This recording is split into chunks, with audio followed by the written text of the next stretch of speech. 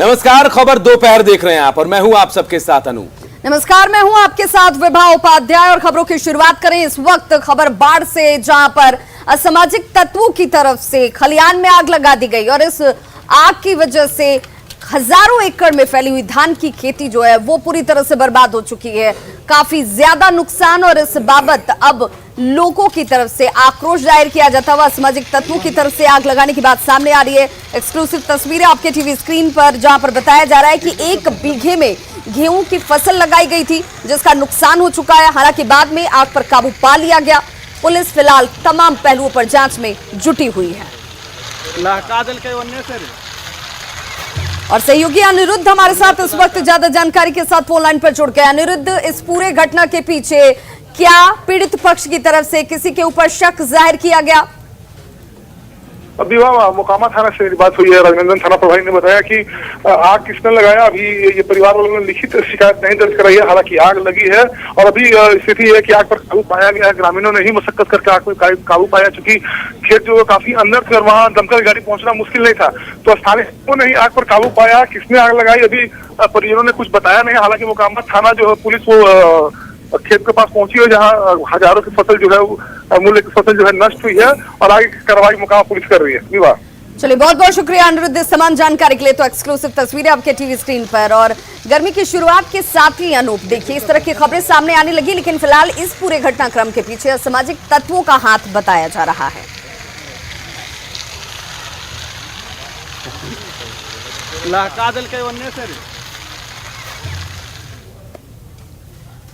और देखिए, सिवान से भी अगलगी की खबर सामने आई, जहां जगदीशपुर गांव में आग लगी और 3 घर जलकर राख हो गए हैं। हालांकि इस घटना के बाद पूरे गांव में अफरा तफरी मच गया और लोग वहां से भागते भी दिखाई दिए। किसी तरह से ग्रामीणों और फायर ब्रिगेड की टीम ने आग पर काबू पाया। आग लगने के बारे में बताया जा रहा है कि खाना बनाने के दौरान चिंगारी निकली थी, जिसकी वजह से आग लग गई।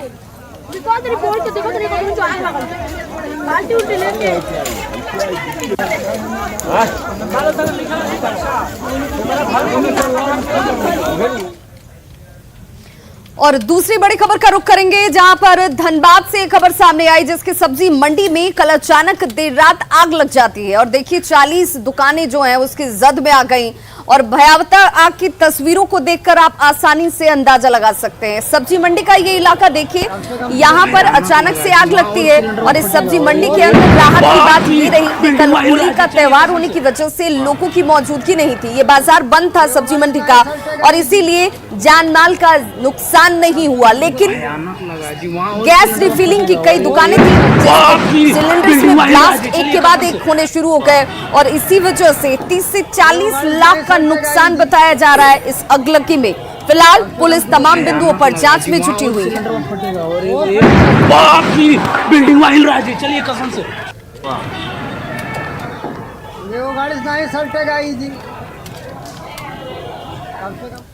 और देखिए, गर्मी आते ही जंगलों में आग लगने की घटनाएं भी सामने आ रही है। और हम बात लातेहार की कर रहे हैं, जहां जंगली इलाके ज्यादा है और यहां गर्मी की वजह से जंगलों में आग लग रही है। कम से कम जो बेशकीमती पेड़ है उनको भी बचाने की कोशिश अगर वन विभाग करता तो बात होती, लेकिन वन विभाग यहाँ सजग नहीं है। कई पौधों को नुकसान हुआ है, पेड़ों को नुकसान हो रहा है, जानवरों को भी आगलगी से परेशानी हो रही है, लेकिन इसके बाद भी वन विभाग कहीं भी गंभीर नजर नहीं आ रहा है। हमारे सहयोगी विकास तिवारी की रिपोर्ट देखिए।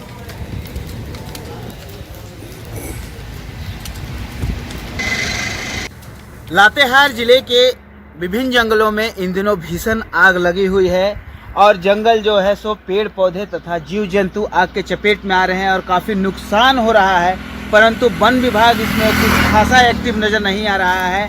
देखने से यह प्रतीत होता है कि जंगल में कितना भीषण आग लग रही है, कितने पेड़ पौधे और जीव जंतु को नुकसान हो रहा है, परंतु वन विभाग की टीम है इस पर सीरियस नज़र नहीं आ रही है।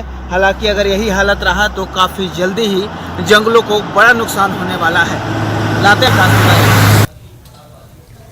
अगली खबर मुजफ्फरपुर से, जहां पर आपसी 2 गुटों की मुठभेड़ की तस्वीरें सामने आई। मुठभेड़ इसलिए कह रहे हैं क्योंकि देखिए घर में घुसकर जिस कदर बवाल मचाया गया, सड़क पर संग्राम की तस्वीरें नजर आई, ये अपने आप में कई सवालों को जन्म देती हैं। 2 गुट आपस में इस कदर हिंसक नजर आए, जिसमें कई लोगों को चोटें आई। हालात को काबू में करने के लिए पुलिस पहुंची जरूर थी, लेकिन उनसे भी ये लोग उलझते हुए नजर आए। देखिए, लोगों के हाथों में आपको डंडे नजर आ रहे होंगे और किस तादाद में लोग जो हैं वो यहां पर हिंसक झड़प पर उतारू हैं। कुढ़नी के तारसन गांव की ये घटना है, जिसके बाद फिलहाल अभी भी तनावपूर्ण स्थिति बताई जा रही है और पुलिस हालात पर काबू पाने की कोशिश में लगी है।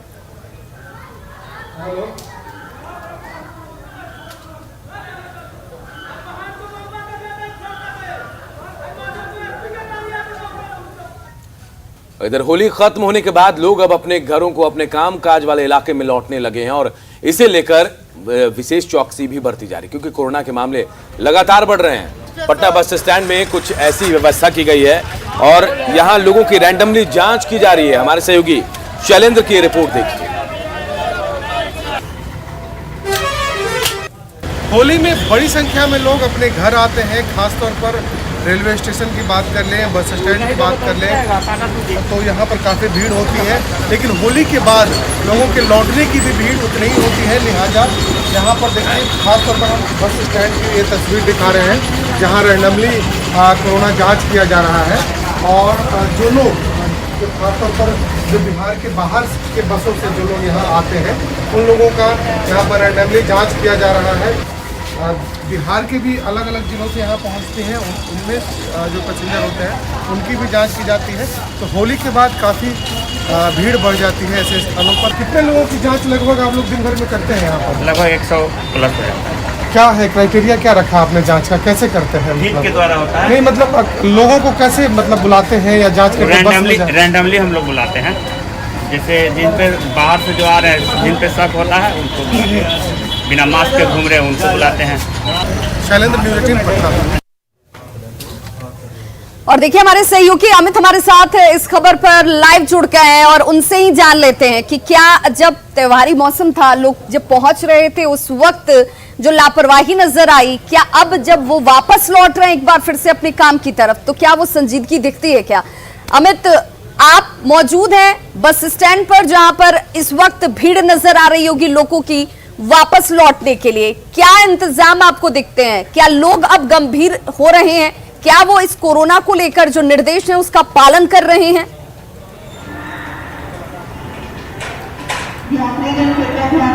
देखिए, मैं यहाँ पटना जंक्शन के बाहर जो है फुटको में मौजूद हूँ और यहाँ मैं दिखाना चाहूँगा कि ये देखिए, ये संजीवनी जो है वो जो जब ये लोग, इनमें से अधिकतर लोग जो यहाँ पे आए थे होली के पहले, तो बिना मास्क के जो है ये पटना जंक्शन पहुँचे थे, बस स्टैंड से अपने गांव के लिए रवाना हुए थे। और उस समय सख्ती जो है वो बरती गई थी। जिस तरह से राज्य सरकार ने कोविड-19 को लेकर जो गाइडलाइन जारी कर रखी है, उसका जो है अनुपालन उतने हद तक ये लोग नहीं कर रहे थे। लेकिन जब ये वापस अपने गंतव्य स्थान पे जा रहे हैं, कामकाज करने वाले जगहों पे जा रहे हैं, तो उसका अनुपालन जो है लोग ज़्यादा से ज़्यादा लोग कर रहे हैं। और सबसे बड़ी बात है कि जिला प्रशासन भी जो है लगातार, चाहे हम पटना की बात कर ली जाए, पटना जिला प्रशासन की या दूसरे जिलों के जो जिलाधिकारी हैं, जिला प्रशासन है, उनके तरफ से इस तरह से जो जगह जगह जो है होर्डिंग लगाई गई है कि कोविड-19। आप जो तस्वीरें इस वक्त हमें दिखा पा रहे हैं, हमारे दर्शकों को दिखा पा रहे हैं, वहां कई लोग बिना मास्क में नजर आ रहे हैं। सोशल डिस्टेंस तो कहीं नजर नहीं आ रहा है।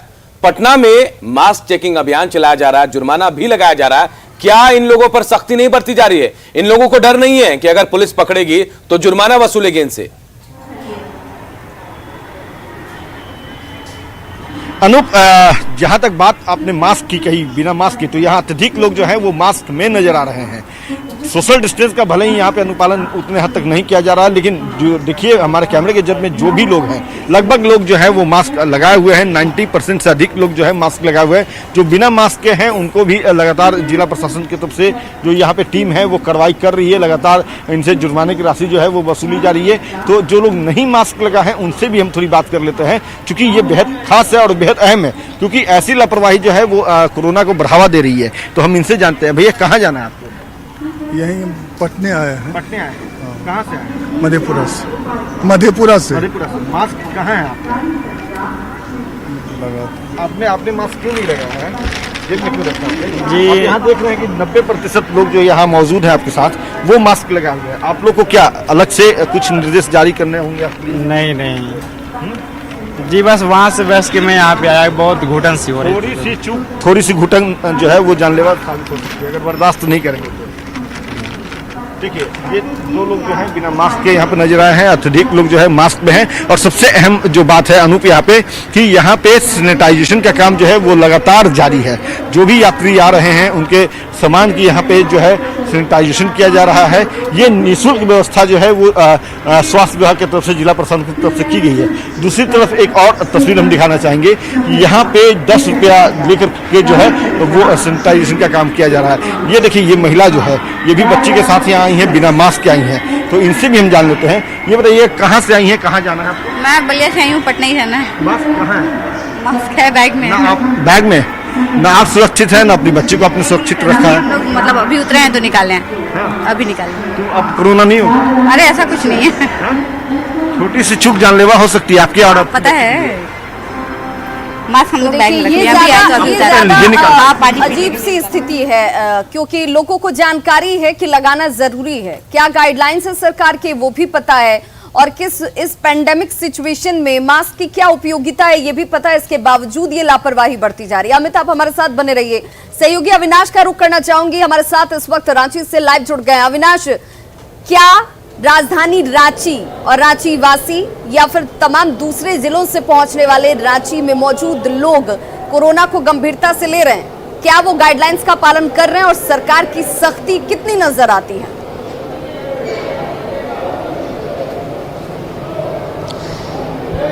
देखिए विभा, जो सरकार के तरफ से जो गाइडलाइन जारी किए गए हैं और जो जागरूकता होनी चाहिए उसका अभाव तो साफ तौर पर दिखता है, इसमें कहीं कोई दो राय नहीं है।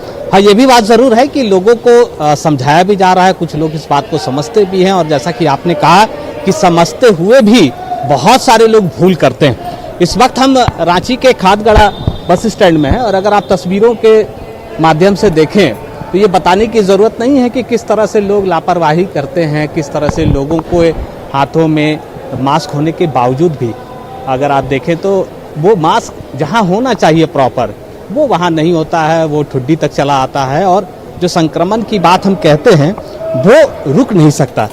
माता जी, आप ये मास्क नहीं पहनी है? हमको अकबकी लगता है काके नहीं पहनते। लेकिन ऐसे में तो आप बीमार पड़ जाएंगे। नहीं बीमार पड़ेंगे। क्या आप पहनी, आपको क्या पता है ये क्यों पहनी है आप? दूसरा हवा ना लगे, किसी से बोले तो मेरा मुंह का हवा वहाँ ना जाए। और ये दीदी को नहीं बता रही? नहीं, वो बोली कि हम रुमाल बांधते हैं। जैसे मेरे पास पहुंची तो हम पूछे तुम मास्क क्यों नहीं पहनी, तो अकबकी लगता है तो हम रुमाल बांधते हैं। अविनाश, ये तो वो लोग हैं जो बस स्टैंड में बैठे हुए हैं, लेकिन क्या बसों में इसका अनुपालन हो रहा है? क्योंकि बस में लोग ज्यादा करीब बैठ रहे हैं और बसों में ये भी कहा जा रहा है कि पूरे लोगों को भर कर ले जाया जा रहा है, क्या वहां पालन हो रहा है इसका?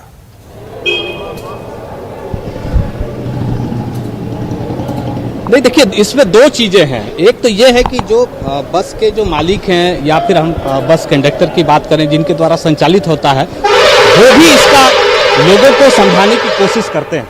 आप लोग जब बस के अंदर यात्री आते हैं, आप लोग इस बात का ध्यान रखते हैं कि मास्क पहनना जरूरी है, सैनिटाइजर? जी हाँ सर, जितने भी सवारी आते हैं सबको हम लोग बोलते हैं, और जिसके पास नहीं रहता है तो हम लोग उसको उपलब्ध भी कराते हैं। अच्छा, आप लोग बस में रखते हैं? जी। उसके वजह में तो कोई पैसा नहीं लेते? नहीं। क्या बसों में व्यवस्था है? बस में आप लोग व्यवस्था किए हैं अगर यात्री के पास मास्क ना हो तो? मास्क भी है, सैनिटाइजर भी रखे हुए हैं, और शुरू से अभी तो सोशल वाला नहीं है, नहीं तो हम लोग हर व्यवस्था रखे हुए हैं यहाँ पर।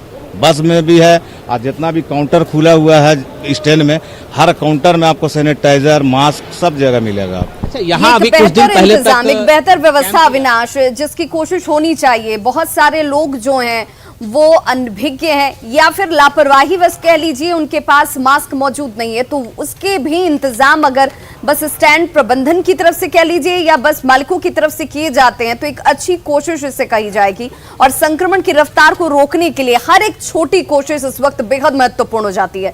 सहयोगी अमित का रुख करना चाहूंगे। अमित, क्या ये तस्वीर आपको राजधानी में दिखती है क्या, कि अगर लोगों के पास मास्क नहीं है, किसी भी वजह से अगर वो इसे अपने पास कैरी नहीं कर रहे हैं, तो क्या उसे उपलब्ध कराने को लेकर कोई इंतजाम है? नहीं विवाह, इस तरह की तस्वीर जो है, सुखद तस्वीर जो है वो पटना में तो कमोवेश नहीं देखने को मिल रही है। हम दिखाना चाहेंगे कि ये देखिए, ये कोविड जांच केंद्र है, मुफ्त में यहाँ पे कोविड की जांच की जा रही है।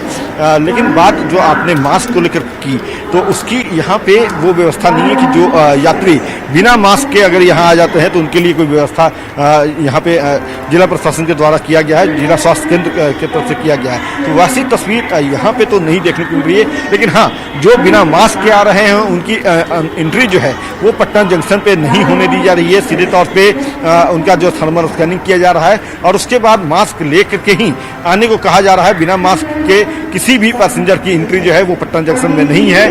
तो हम यहाँ जान भी लेते हैं, पूछ भी लेते हैं। हमारे साथ टीटी हैं, तो जानते हैं क्या नाम हो सर आपका? मनोरंजन कुमार चौरसिया। मनोरंजन जी, ये बताइए कि आप लगातार थर्मल स्कैनिंग से जाँच कर रहे हैं, बिना मास्क के जो यात्री हैं उनकी एंट्री आप नहीं होने दे रहे हैं, लेकिन क्या आपके महकमे ने, रेलवे विभाग ने ऐसी कोई व्यवस्था दी है कि जो बिना मास्क के आए हैं उनके लिए मास्क का उपलब्ध आप लोग करवाएं? इसके लिए हम लोग मैक्सिमम पैसेंजर को देखा जाता है कि साथ में मास्क रहते हैं, लेकिन फिर भी वो लापरवाही बरतते हैं, तो उनको हम लोग याद दिलाते हैं। बिना मास्क के जो आ रहे हैं, अगर भूलवश वो मास्क भूल गए, आ गए यहाँ पे, तो उनको मास्क उपलब्ध कराने को लेकर के कोई व्यवस्था रेलवे की तरफ से? मैक्सिमम पैसेंजर तो मिलते हैं जिनके पास मास्क रहता है, या नहीं तो फिर वो अपना टॉवेल को भी यूज करते हैं, टॉवेल भी निकाल लेते हैं जी। लेकिन हम लोग बहुत बहुत शुक्रिया अमित आपका भी और अविनाश आपका भी। लेकिन इस वक्त हर एक शख्स की उतनी ही जिम्मेदारी है, चाहे प्रशासन के स्तर पर बात कर लीजिए या फिर हर एक शख्स जो इस वक्त यात्रा कर रहा है, घर से बाहर निकल रहा है, मास्क और सोशल डिस्टेंसिंग का पालन आपको खुद को सुरक्षित रखने और आपके अपनों को सुरक्षित रखने के लिए बेहद जरूरी है। चलिए बढ़ते आगे और बात मधुपुर के रण की करते हैं। तो मधुपुर में विधानसभा उपचुनाव होने वाला है और उसमें आज जो है नामांकन का आखिरी दिन है और आज बीजेपी के प्रत्याशी गंगा नारायण अपना नामांकन दाखिल करेंगे। अब से थोड़ी देर बाद वो एसडीओ दफ्तर पहुंचेंगे, वहां नामांकन भरेंगे और कहा जा रहा है कि बड़े दिग्गज बीजेपी के उनके साथ होंगे नामांकन के दौरान। बाबूलाल मरांडी के साथ साथ प्रदेश अध्यक्ष भी होंगे। देखिए तस्वीरें भी हम आपको दिखा रहे हैं, कई और लोग भी आज नामांकन करेंगे। लेकिन बीजेपी के गंगा नारायण के बारे में जानकारी मिली, बीजेपी प्रत्याशी थोड़ी देर में नामांकन दाखिल करने वाले हैं। तो देखिए 2019 में मधुपुर में 45,000 वोट हासिल किया था उन्होंने। जेएमएम के हाफिजुल हसन से उनकी टक्कर होगी।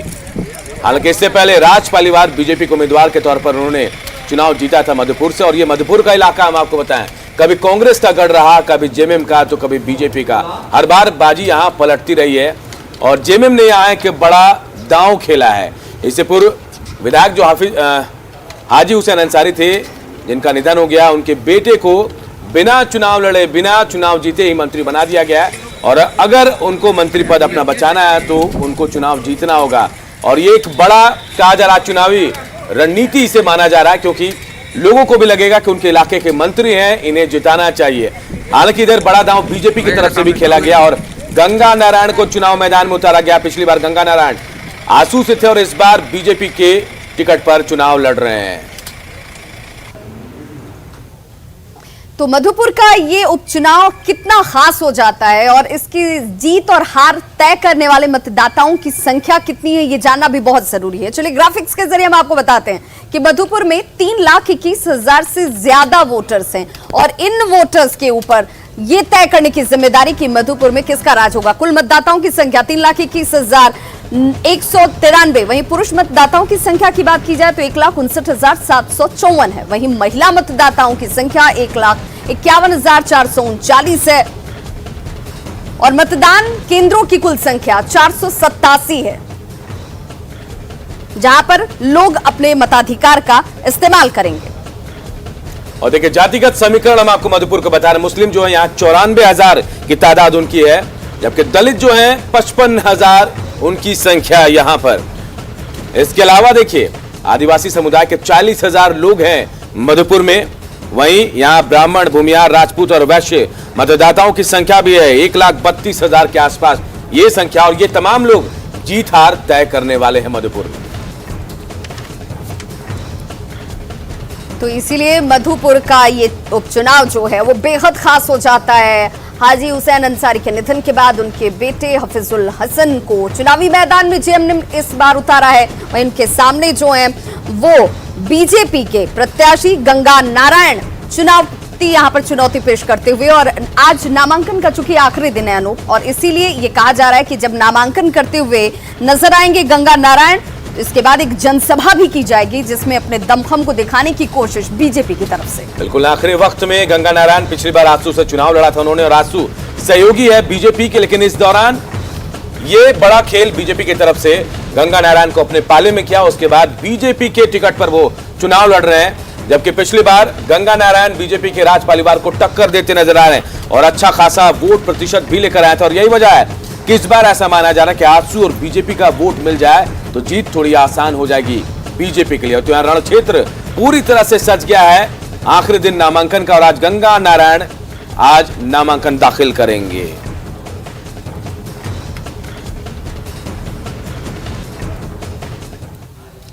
तो देखिए, झारखंड में कोरोना का संक्रमण तेजी से बढ़ रहा है, लेकिन इसके बावजूद लोगों की लापरवाही भी साफ नजर आती है।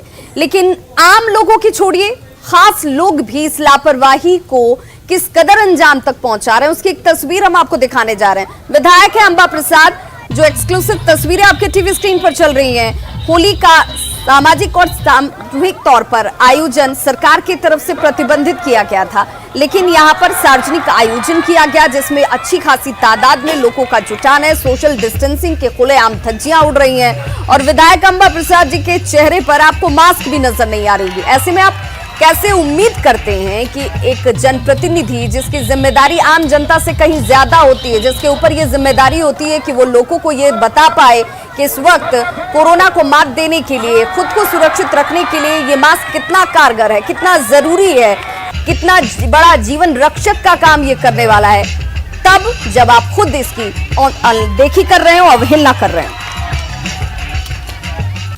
इस सरकार में सत्ताधारी दल के विधायकों और आम जनता के लिए कानून की अलग अलग परिभाषा है, तभी राज्य सरकार ने सब तरीके से सार्वजनिक रूप से होली मनाने पर प्रतिबंध लगा रखा आम जनता के लिए। लेकिन सरकार को समर्थन कर रही कांग्रेस की विधायक अंबा प्रसाद जी सार्वजनिक रूप से होली मनाती हैं, सैकड़ों लोगों के साथ वो होली का जश्न मनाते दिखती हैं।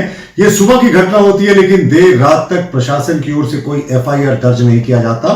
तो ये साफ दिखाता है सरकार में एक ही कानून को अलग अलग तरीके से इंटरप्रेट किया जाता है। भारतीय जनता पार्टी मानती है कि कानून की नजर में सब बराबर है, इसलिए अगर किसी ने भी कानून को तोड़ा है तो उसके खिलाफ अविलंब मामला दर्ज करके कार्रवाई करनी चाहिए।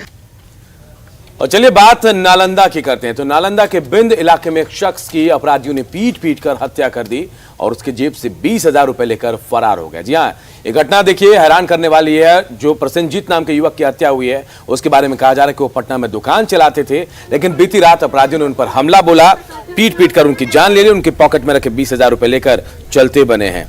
होली में घर वो आए हुए थे। फिलहाल पुलिस जो है हत्यारों की तलाश कर रही है। थाना अंतर्गत ग्राम जक्की के प्रसेनजीत कुमार को लाठी डंडों से पीट पीट कर हत्या कर दी। ये पटना में रहते थे और अपना धंधा पानी करते थे। होली के शुभ अवसर पर अपना पैतृक गांव आए हुए थे, लेकिन घटना का कारण अभी पता नहीं चल पाया है और डंडे से पीट पीट कर इन लोगों की मृत्यु कर दिए। तो नालंदा से एक और हत्या की खबर आई। इस हत्या की खबर ने लोगों को सन्न कर दिया। दो तस्वीरों के जरिए हम आपको बताने जा रहे हैं कि देखिए किस तरीके से नालंदा में दो लोगों की हत्या की घटनाएं सामने आई।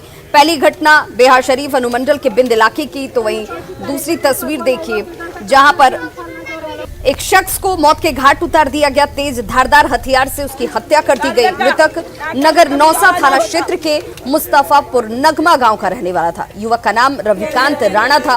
घटना के बाद फिलहाल पुलिस तहकीकात में जुटी है कि आखिर हत्या के पीछे की वजह क्या है।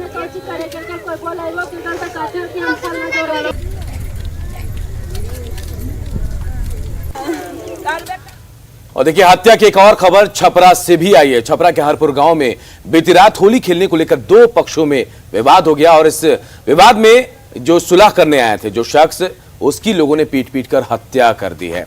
हैरान करने वाली खबर छपरा के हरपुर गांव से आई है, जहां पर जो शख्स है उन्हें पीटा गया, जो बीच बचाव करने आए थे वो, और उनकी हत्या कर दी गई। गांव के लोग बता रहे हैं कि शिव बचन शाह नाम है मृतक का और उनके पड़ोस में मारपीट हो रही थी और इसे देखते हुए वो बीच बचाव करने पहुंचे, लेकिन लोगों ने उन्हें पकड़ लिया और लाठी डंडों से पीट कर उनकी हत्या कर दी। फिलहाल इस मामले में पुलिस ने 3 लोगों को हिरासत में लिया है। घटना के बाद गांव में पूरा मातम पसरा हुआ है और तनाव की स्थिति है।